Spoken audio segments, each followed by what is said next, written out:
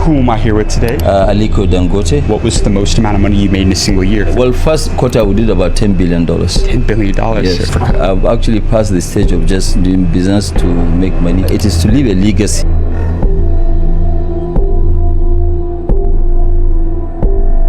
There's a question that nobody asks out loud in Nigeria because the answer makes people uncomfortable. You see, every building you step into, every meal you eat, every liter of fuel that powers your generator, every road you drive on, they all trace back to one place. One man doesn't just own businesses in Nigeria, he owns the system that makes Nigeria function. This is not a story about a rich man. We all have heard of those stories. This is a story about inevitability, because here's the truth that no one wants to say out loud. In Nigeria, you cannot escape him, and that is exactly how he planned it. This is the story of how one man built a system so integrated into Nigerians' life that even the government can't compete with it.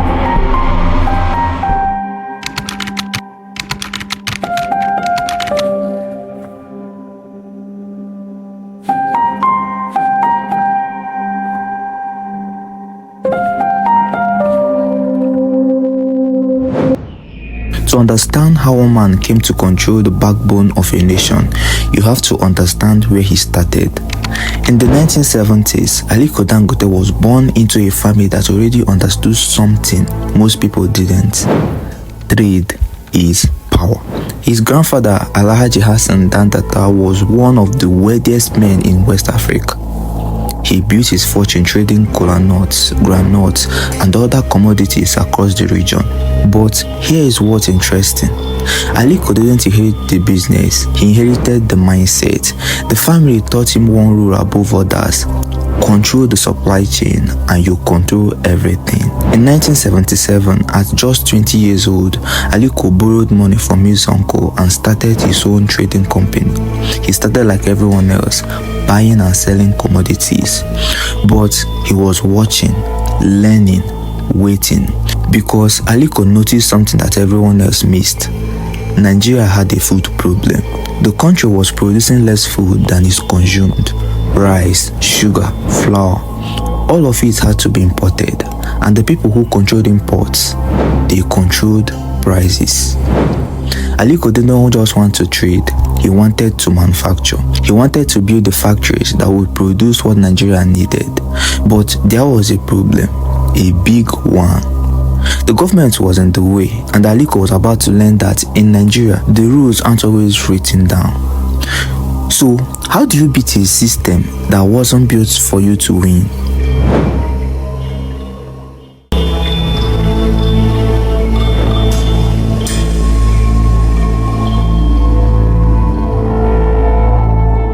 In the 1990s, Nigeria was in chaos. Military rule, economic collapse, foreign debt spiraling out of control. So the government was forced to sell off state-owned companies. They didn't want to, but they had no choice. And this is where Aliko made his move. He noticed something. Nigeria had the raw materials to make cement. Limestone was everywhere, but the country still imported most of its cement. Why? Because the government had a monopoly on cement production, and the government monopolies meant one thing: expensive, slow, and wasteful.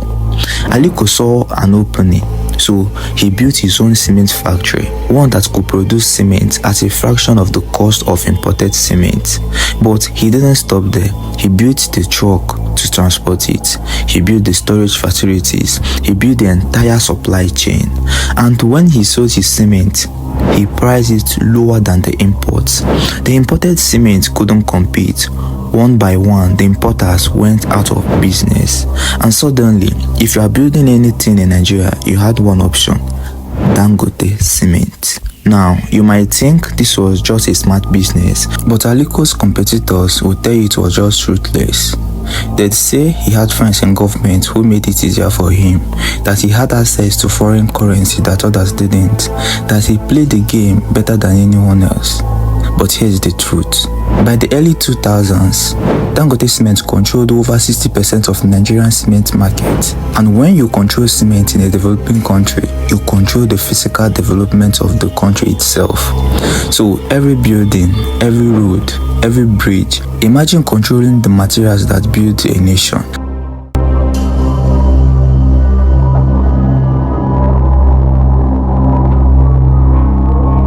Aliko Dangote didn't build a business empire, he built a system.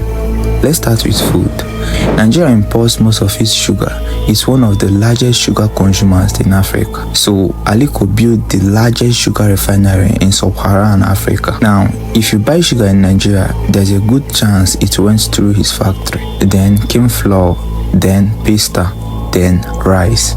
One by one, Aliko entered every staple food category. Every meal, every pantry, every kitchen, but food was still small compared to what came next. For decades, Nigerian fuel supply was controlled by the government through the Nigerian National Petroleum Corporation. You know the scene, we all lived it. Fuel shortage, price hikes, corruption. So in 2007, Aliko announced something interesting. $20 billion, 650,000 barrels per day. 650,000 barrels per day that we've done is the largest single train, not only in Africa, in the world. A facility so large it will process more oil than Nigeria itself consumed. The government said it was impossible. The oil majors said it was impossible. We ourselves sometimes don't believe that we've done what you are saying in Lekki. The landmass 7 times the size of Victoria Island, where one of the world's biggest dredging exercise occurred. 65 million cubic meters of sand dredged, costing approximately €300 million. But Aliko doesn't seem to understand the word impossible. When Dangote Refinery finally came online, it didn't just change the fuel market, it changed everything. Suddenly, Nigeria had a domestic source of refined fuel, so no more dependency on imports, no more middlemen. And who controlled that source? Aliko Dangote. Now think about that for a moment. One man controls the cement that builds the country, the sugar that sweetens its tea, the flour that makes its bread, the fuel that powers its generators, the truck that transports everything. And this isn't just the full picture.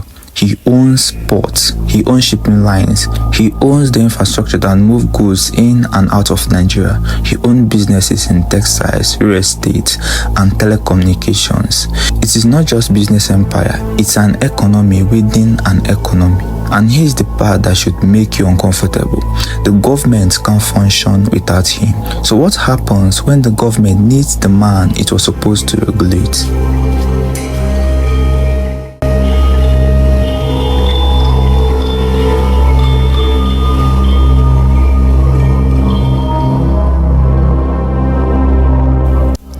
Here is what nobody tells you about Nigeria's economy. The government relies on oil revenue, but oil is volatile. Prices crashes, the government panics. Meanwhile, Aliko Dangote just keeps building. So every president, every governor, every minister, they all come to him. Not because they like him, because they need him. When cement is scarce, who solves it? When fuel prices spikes, who stabilizes it? When food becomes expensive, who can increase supply? Aliko Dangote. The government needs him to solve problems they can't solve.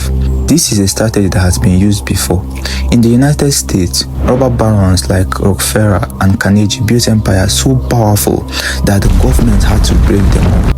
In China, the government keeps control. But in Nigeria, the government doesn't break up with him. They depend on him. They have to, because if Dangote stop producing cement, building doesn't get built. If Dangote stop refining fuel, generators doesn't run. If Dangote stop processing sugar, prices skyrocket. So he's not just a businessman, he's a system.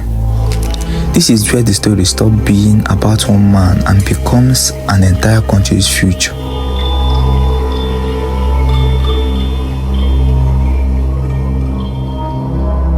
Here's the thing about inevitability.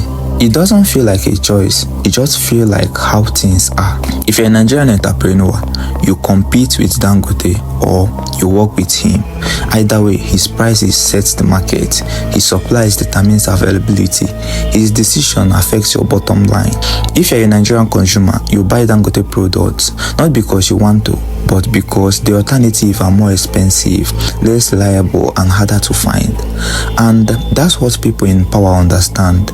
Control the supply chain and you control the choice. Even elections, even governance, even the direction of the country, politicians promise change, they promise transformation, they promise competition, but the system bends back. Because the physical infrastructure of Nigeria is already built, the cement is already poured, the refineries are already running, the distribution networks are already in place. So as Nigerians grows, he grows. Every new person needs a house, needs food, needs fuel, needs products, and he's already planning for that expansion. Aliko Dangote doesn't just want to control Nigeria's economy, he wants to control West African economy, and nobody seems able to stop him. So what happens when one man has more control over a country than its own government? Some people call him a hero, a man who built what Nigeria couldn't, a man who proved that it is possible to create a world-class infrastructure with Nigerian hands and Nigerian resources. They point to his philanthropy, his hospitals, his scholarships, his commitments to Nigerian development, and they are not entirely wrong, but others see a different picture. They see a man who has so much power. He no longer has competition.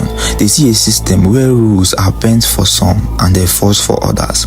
They see a country where your ability to build a business, afford basic food, or even simple function depends on one man's decision.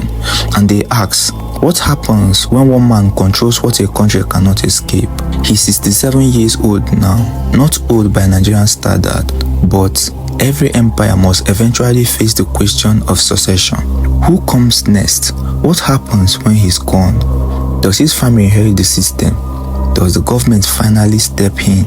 Or does someone, somewhere, build an alternative that can truly compete? The story isn't over, it's just entering its most uncertain chapter. Now, if you want to understand who else is quietly shaping Nigeria's future, you should watch the story of how different empire was built. Just click the thumbnail on your screen, I will see you there.